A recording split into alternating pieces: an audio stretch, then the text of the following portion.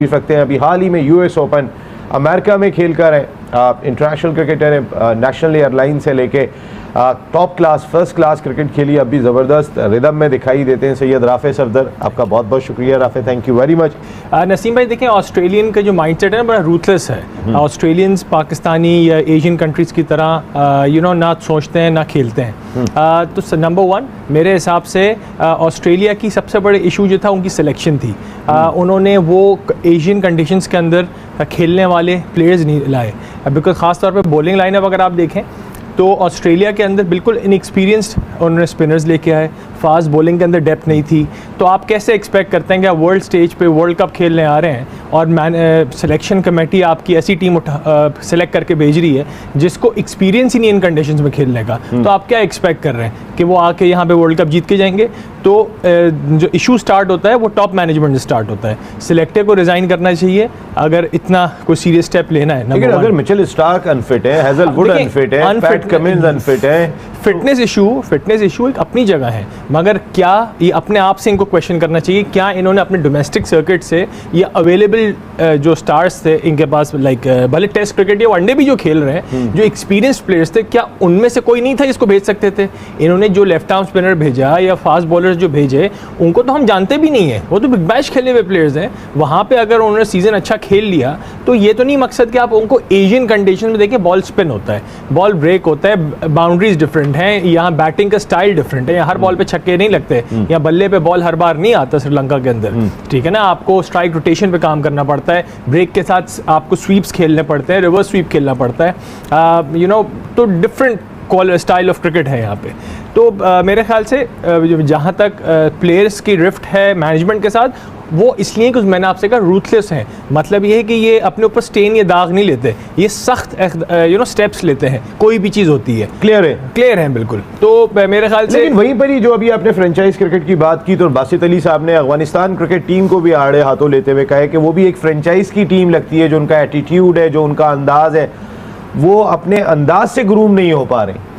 नसीम भाई देखें, अफगानिस्तान में सच आपको बताऊं, डिस्पाइट कि वो पाकिस्तान के लिए इतना ज़्यादा पॉजिटिव नहीं रहते क्रिकेटिंग, उस पर भी उनके बयानात, मगर एज ए क्रिकेटिंग यूनिट बोलूँ वो बहुत स्ट्रॉन्ग क्रिकेटिंग यूनिट है, ठीक है। उनके कुछ लैप्सेस ज़रूर हैं और जिसके अंदर मैं कहता हूँ वो बहुत ज़्यादा एग्रेसिव हो जाते हैं अपने गेम में, कई खुशी में पागल हो जाते हैं, गम में एकदम निडाल हो जाते हैं। मैं शॉर्ट सिलेक्शन की बात भी कर रहा हूँ, जहाँ पे उनको इनिंग्स को लंबा करना होता है या बाबर आजम स्टाइल इनिंग्स खेलनी होती है, ठीक है ना। अगर 2 विकेटें हो जाए वो नहीं कर रहे, वो फिर भी अटैक करते रहते हैं। लाइकवाइज उनके मेरे ख्याल से 1-2 फास्ट बॉलर्स में वो बहुत पुराने चलते आ रहे हैं, उनको नया ब्लड चाहिए, कुछ थोड़ा एक्सप्रेस पेसर चाहिए, या क्योंकि स्पिन अटैक उनका बहुत सॉलिड है।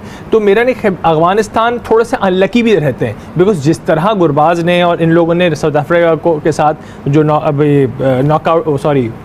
लीग का मैच खेला था, 2 सुपर ओवर खेले, ऐसा लग नहीं रहा था कि वो अफगानिस्तान है, एक टॉप टियर साइड लग रही थी। जिस तरह उन्होंने 2 सुपर ओवर्स के अंदर back to back almost chase कर गए थे, तो मेंटली टफनेस है, सब कुछ है, थोड़े से लैप्सेस हैं। मेरे ख्याल से जोनाथन ट्रॉट ने जो रिजाइन किया है, अब देखते हैं किसको सिलेक्ट करके लेके आते हैं। 2022 से जोनाथन ट्रॉट ने तो शानदार काम किया, बहुत शानदार काम किया है, और मैं आई होप अगर इनको मेंटोर अच्छा मिल गया या कोच अच्छा आ गया तो अफगानिस्तान में पूरा पोटेंशियल है। मैंने आपसे बोला कि थोड़ा एटीट्यूड चेंज करने की जरूरत है, बस दैट्स इट, जिससे इनको कामयाबी मिलेगी। आ जाते हैं जरा, मेरी ऑब्जर्वेशन ये है कि इंडिया की बॉलिंग थोड़ी स्ट्रगल कर रही है कंपेयर टू देयर बैटिंग। उनकी बैटिंग के अंदर इतनी डेप्थ है, डूबे नीचे आ रहे हैं 8वें नंबर के ऊपर, हार्दिक पांड्या उससे ऊपर खेल रहे हैं, सूर्या कुमार यादव हैं, ईशान किशन है, मतलब बैटिंग उनकी अक्षर पटेल हैं, तिलक वर्मा है, उनकी बैटिंग में कोई वो नहीं है।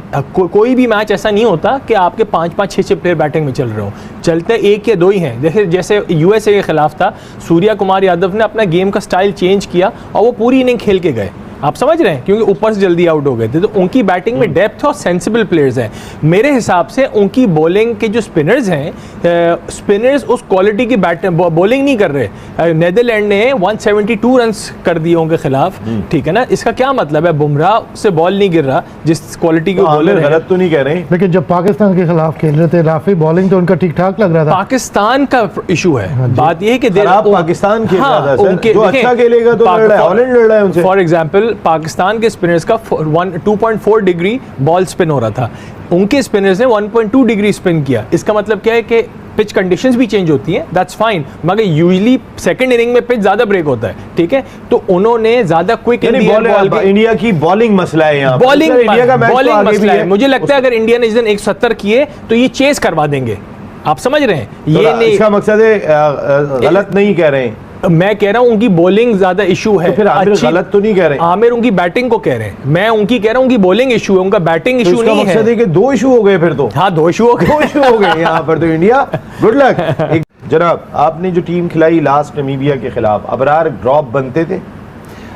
नसीम भाई परफॉर्मेंस वाइज इस तरह वो खेलते आ रहे हैं, उस पर आप कह सकते हैं नहीं, मगर अगर मैं आपको बोलूं जिस क्वालिटी की उसने बॉलिंग की थी इंडिया के खिलाफ, एक मैच खराब होने एक मैच की बात उसमें अच्छा कौन खेला था? नहीं, मकसद आपसे कहने के, देखें अगर मैं कोच हूं या अगर आप मैं एनालिस्ट के तौर पे टीम के साथ हूं तो मैं क्या देखूं कि उसने किस क्वालिटी की बॉलिंग की थी। बात ही वो लेफ्ट हैंडर्स को टांगों पे बॉल कर रहा था, वो मुंह के ऊपर ऑफ स्टंप के ऊपर मुंह के ऊपर बॉल कर रहा था। मकसद ये है कि बिल्कुल थर्ड क्लास क्वालिटी की अगर बॉलिंग उसने करी है तो आप जब बाहर बिठाते हैं ना किसी प्लेयर को तो रियलाइज करता है, वरना कंप्लेसेंसी आ जाती है कि यार मैं तो पक्का ही हूं 11 के अंदर, मुझे कौन निकालता है। बिल्कुल सही पॉइंट है राफी, लेकिन बाकी प्लेयर्स के साथ ये नहीं, आई एम नॉट सेइंग कि बाकियों के साथ ऐसे नहीं होना चाहिए था, बाकियों का अपनी जगह। क्यों नहीं बाहर हुए थे? मेरा सवाल अगला मैच खेलेंगे, ये नहीं कि वो नहीं खेलेंगे, मेरा मकसद ये है कि कई दफा प्लेयर को बाहर बैठकर सोचने का और अपनी गलती पे काम करने का मौका मिलता है, तो एक आध मैच बाहर बिठाने कोई ऐसी बड़ी बात नहीं है। जो मेरा कहने का मकसद है कि जो दोस्त यार है वो बाहर क्यों नहीं होते भाई? अब मैं आपको बताऊं, बात ये कि आप सकलैन मुश्ताक जो अपना शो दूसरी टीवी पे कर रहे हैं, पीटीवी के ऊपर, वो क्या कह रहे हैं, जो भी चैनल है, मुझे नाम मैं आपको बताऊं, बात ये कि आप सकलैन मुश्ताक जो अपना शो दूसरी टीवी पे कर रहे हैं, पीटीवी के ऊपर, वो क्या कह रहे हैं, जो भी चैनल है, मुझे नाम नहीं याद, वो उन्होंने क्या बोला कि शादाब बॉलिंग अटैक लीड कर रहे हैं, स्पिन अटैक, ठीक है ना। तो मुझे समझ नहीं आ रही कि ये कौन सी तरफ से मैच देखते हैं, ठीक है, कि उनके नहीं दामाद बिल्कुल होंगे, मगर क्रिकेटिंग मेरिट भी कोई चीज होती है। आप कहते हो तो नाराज हो जाते हैं भाई, अगर शाहीन शाह अफरीदी भी शाहिद अफरीदी के दामाद है, मगर शाहिद अफरीदी ने जहां वो गलत थे, मैं रिस्पेक्ट करता हूं शाहिद अफरीदी लाला की, कि उन्होंने स्टैंड लिया, उन्होंने कहा बाहर करो, उन्होंने कहा बाहर करो, अगर उससे परफॉर्म नहीं हो रहा, ये ट्रू क्रिकेटर की निशानी होती है। सकलैन मुश्ताक बहुत बड़े बॉलर है, मगर वो अपनी रिस्पेक्ट लूज करेंगे आवाम की निगाहों में अगर वो शादाब की बुरी परफॉर्मेंस को बार बार डिफेंड करेंगे। और दूसरी बात ये, शाहिद अफरीदी ने शादाब खान को रिस्पॉन्स में जवाब दिया है, जो शादाब खान ने कहा कि इंडिया को हमने हराया है, लेजेंड्स ने हमारे नहीं हराया, तो शाहिद अफरीदी ने बोला कि आप बिल्कुल जीते, आपको इज्जत मिली, मगर आप इज्जत हैंडल नहीं कर सके, ठीक है। आप लोग आपस में लड़ पड़े, आप लोग की परफॉर्मेंसेस गिर गई, और क्या कहते हैं, आप नामीबिया के खिलाफ 3 आउट करके आप हमको ये जता रहे हैं कि जी आपने बहुत बड़ी परफॉर्मेंस दे दी, और सेकेंडली आप अगले 3 मैचेस आपके हैं, आप उसमें बड़ी परफॉर्मेंस लगाएं और हमारा मुंह बंद कराएं, मैं खुश होऊंगा। और शाहिद अफरीदी ने सबसे बेहतरीन बात जो जाते जाते की, उन्होंने कहा आप 1.5 साल ड्रॉप थे इंजरी की वजह से टीम से, मगर हमने आपको सपोर्ट किया, लेजेंडरी क्रिकेटर्स ने, कि आप आए, डोमेस्टिक क्रिकेट नहीं खेली आपने, आप डायरेक्ट पाकिस्तान टीम के अंदर भी सपोर्ट हम किया, फिर भी खामोश रहे, तो आप इस तरह की बातें ना करें। शाहिद अफरीदी ने प्यार से शादाब को सबक भी सिखा दिया और उनको ये भी बता दिया कि तुम मेरिट पे नहीं अंदर आए, मगर हम खामोश हैं, ठीक है ना। तो शादाब को नाखून क्या लेने चाहिए कि इस तरह की बातें ना करें, बिकॉज एक और आपको पॉइंट बता दूं, पहले जब ये शाहिद अफरीदी, वसीम अकरम, शोएब अख्तर खेलते थे, 4 साल में 50 ओवर वर्ल्ड कप होता था और हर 2 साल बाद T20 वर्ल्ड कप होता था। इस वक्त हर साल वर्ल्ड कप हो रहा है। इन्होंने पिछले 1 साल के अंदर कोई 5-6 मैच इंडिया के खिलाफ खेल लिए, वो 2 साल में 1 मैच खेलते थे। तो आप क्या कैटेगरी की बात कर रहे हैं, आप क्या बात, और वो मैचेस मेरे शादाब पे हंसी इसलिए आई कि 19 वो जो लेजेंडरी क्रिकेटर्स इंजमाम और इन सब की बात कर रहे हैं, इनको तो आईसीसी मुश्किल से 3 इवेंट्स में इंडिया को फेस करने का, या 4 में मिला है पूरे करियर के अंदर, आईसीसी इवेंट, वर्ल्ड कप की बात कर रहा हूं मैं। शादाब ने तो पिछले 10 साल से टीम के साथ हैं, इनसे बोलो कितने 100 हैं तुम्हारे, तुमने कितने पंजे किए इंडिया के खिलाफ, तुमने क्या किया इंडिया के खिलाफ। बात ये, इन लोगों का मसला ये है कि इनके कॉलर इतनी जल्दी खड़े हो जाते हैं, पीछे बैकअप नहीं बनने दिया इन लोगों ने। जो असल काम किया है, इन्होंने ग्रुप बनाने के बाद पाकिस्तान क्रिकेट को ग्रुप की हद तक महदूद कर दिया। आज भी वही ग्रुप आपको टीम में स्ट्रांग दिखाई दे रहा है। अबरार बाहर होते, शादाब 17 रन खाके भी बाहर नहीं होते। पिंडी स्टेडियम पे मैंने इसके साथ गेंद की, शादाब एक ऑर्डिनरी बॉलर है। बात यह, he is a very good fielder, ठीक है ना, इंजरी हुई चलो अपनी जगह है, मगर एक ऑर्डिनरी बॉलर है। अगर आप एक ऑर्डिनरी बॉलर को एलीट क्रिकेट 24 घंटे खिला के टॉप के कोचेस के साथ रखेंगे ना, उसका भी ग्राफ थोड़ा सा ऊपर हो जाता है, ठीक है। ये बीच पिच में प्रैक्टिस के अंदर नेट्स में ये बीच पिच पे बॉल शॉर्ट बॉलिंग करता है आधे वक्त। इसका फिर टेक्निकल बात करूंगा, रिलीज पॉइंट पे कंट्रोल नहीं है, रिलीज पॉइंट का अंदाजा नहीं है, तेज करके आपको इतनी बैकिंग, इतनी कोचिंग स्टाफ के बाद अगर आपने 2-3 आउट कर दिए किसी मैच में, तो आप इतने चौड़े हो रहे हैं। This is not problem. क्या है कि लॉबी है, बैकिंग है, और सुसर जी जो हैं वो लॉबी क्रिएट करके रखते हैं, ठीक है, और दोस्ती यारी के अंदर, बिकॉज वो जितने लेजेंड्स हैं उनके यार हैं, उनके साथ खेले। और Saqlain was a top performer. Basit Ali ने बड़ी जबरदस्त बात की कि शादाब आप जैसे 10 को आपका सुसर जेब में लेके घूमता था। सकलैन मुश्ताक तो मैजिशियन थे ना, ऐसा ऑफ स्पिनर जिंदगी में वर्ल्ड क्रिकेट में नहीं आया। आप बात करते हुए सोचना चाहिए। मैं कह रहा हूँ उनकी जो वो बॉलर बहुत तगड़े हैं, मगर जहां मैं उनकी कोचिंग के ऊपर बात करूं, कुदरत का निज़ाम, अब इस तरह की जो बातें करते हैं ना, वो मुझे पर्सनैलिटी वाइज वो स्ट्रॉन्ग आदमी नहीं लग रहे। बात ये वो बात करते हैं जिसके ऊपर हमें लग रहा है कि यार वो बाइस्ड हो रहे हैं या फेवर कर रहे हैं, यू नो, और ये चीज़ अच्छी नहीं है जब आप एक प्रोफेशनल सेटअप के अंदर होते हैं। थोड़ा सा मैं फिर ब्रेक पे जाऊँ। नसीम भाई, हमको पास्ट देखना चाहिए, किस तरह जो हिस्ट्री रही है हमारी क्रिकेट की पिछले साल भर के अंदर।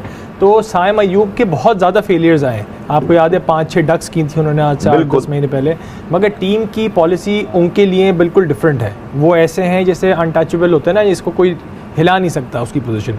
तो चाहने को तो मैं बहुत कुछ चाह सकता हूँ, आप भी चाह सकते हैं, आप अपनी राय बताएं। मगर मतलब मैं आपको ये बोल रहा हूँ जो कल होने लग रहा है, मैं वो बात करूँगा ना जो प्रैक्टिकल बात है।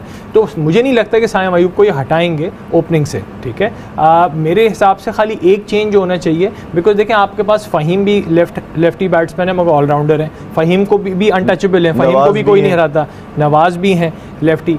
ख्वाजा नाफी की जगह, बिकॉज वो भले उसमें यू नो पोटेंशियल होगा, मगर अभी ना उसकी कोई ऐसी परफॉर्मेंस पास्ट में रह चुकी है, और उसको जिस तरफ खिला रहे हैं, यू नो जिस रोल में खिला रहे हैं, वो उसका गेम नहीं है। उस्मान की जगह नहीं खिला सकते। उस्मान तो आपका अभी कीपर है ना, उसने कीपिंग लास्ट मैच में अच्छी करी। हमने नाफे से क्यों नहीं कराई कीपिंग, जब हमने उनको सेकंड विकेट कीपर शामिल किया था। लेकिन अगर उस्मान और नाफे एक ही मैच खेल रहे हैं against Namibia, you are not playing against Australia, India, England है। नाफे कोई हर वक्त से कीपर नहीं है, क्लब क्रिकेट हमारे साथ खेलते हैं, मैं आज तक कीपिंग नहीं की उसने। तो मकसद ये कि तो हम तो कभी साहबजादा फरहान को रिजर्व विकेट कीपर भेजते हैं, कभी नाफे को। मकसद ये उस्मान अभी अपने रोल में सेट हुए हैं, जिस तरह रिजवान को उन्होंने कीपर और बैट्समैन में पक्का कर दिया था, तो ये उस्मान खान के साथ भी ये कर रहे हैं, वो अपनी जगह है। मगर कल के लिए मेरे हिसाब से मेरे पास सिर्फ ख्वाजा नाफे को हटा के फखर जमान को खिलाना चाहिए, कुछ सोदी सैंटनर दोनों ऐसे। अबरार को किसकी जगह पे लाएंगे आप? अब ये तो इनको ये डिपेंड करना चाहिए कि ये सलमान मिर्ज़ा और फ़हीम दोनों ही बॉलिंग करेंगे या उसमें एक को ड्रॉप करके इनको ऐड करेंगे। ये डिपेंड करने आपको डिपेंड तो आप ये कह रहे हैं कि सलमान मिर्ज़ा कैसे ड्रॉप हो सकते हैं? एक तो फास्ट बॉलर और ना फ़हीम हो सकते हैं। शादाब खान की जगह में नहीं, शादाब खान की जगह पाकिस्तान टीम ड्रॉप हो जाएगी। नहीं, अब तो सख्ती हो रही है उनके ऊपर। 11 अगर मैं आपके समझूं तो उसके अंदर आपने सिंपल सी बात की है कि फखर ऐड कर रहे हैं आप। फखर ख्वाजा नाफे से रिप्लेस कर रहा हूँ कर रहे हैं, तो फिर अबरार को किसकी जगह पे ला रहे हैं? 12 से नहीं खेलेंगे अब? ये पाकिस्तान क्रिकेट टीम को होगा। आप अपनी राय बताएं। फ़हीम को ड्रॉप करना चाहिए मेरे फ़हीम को। जनाब, अबरार को और उस्मान को क्या पावर प्ले में लाना चाहिए जो गलती हुई थी पिछले मैच में इंडिया के खिलाफ? रविंद्र जडेजा अगर लेफ्टी सामने आता है तो मेरे हिसाब से शायद सलमान आगा ही स्टार्टिंग में बॉल करें और एक एंड से साइम अयूब करें, मेरे ख्याल से। दोनों हमारे बैट्समैन को दोनों स्पिनर्स बिकॉज वो पेस को यूज नहीं करेंगे, वो ट्राई करने जाएंगे, यू नो बाउंड्री लंबी है, आउट हो सकता है। नई चीज बताइए आपने, वो बिल्कुल करना चाहिए, आउट ऑफ द बॉक्स आना चाहिए। अगर उसमें सक्सेस में आउट ऑफ द बॉक्स तो आना